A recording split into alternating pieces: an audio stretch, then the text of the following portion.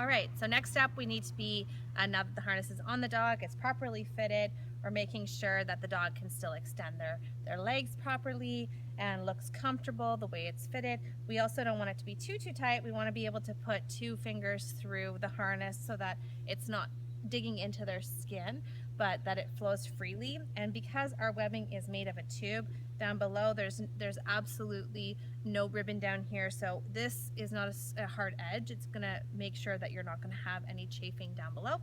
Okay, so our dog is ready to go for a walk. So this is PD ready to go for a walk, and he's able to fully move his legs. I'm going to attach my leash so that you can see what will happen. It's really important to understand what you're telling your dog with your leash. So I like to use PD because he's nice and light, so it shows you exactly what happens when you pull in certain directions.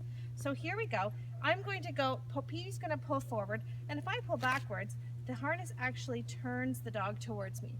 So you see how the harness is pulling sideways. As he pulls forward, it actually turns him towards me. So the other thing that we can do is if we wanted to clip PD on the other side and have the leash coming across the front of PD, PD. So if he starts to pull forward, again, what's going to happen is that it's going to turn him towards me. So the problem becomes if you are wearing a JWalker and or any harness really, and you start pulling over this way. So I've used one of our JWalker leashes so you can see. If your leash is parallel with your JWalker ribbon and you pull, you're actually telling your dog to flip over. I'm going to show you that again so you can see. So again, here's your dog, and you're pulling over their back, and this is with any piece of equipment. If you start pulling over their back, you're actually telling that shoulder to flip upside down.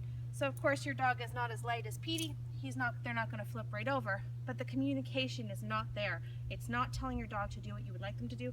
Simply flip your leash in front of the dog and then pull, and you're actually telling your dog now to turn towards you. And once you get that movement towards you, you can reward the behavior, or you can say, all right, let's continue to move forward. Come on, Petey.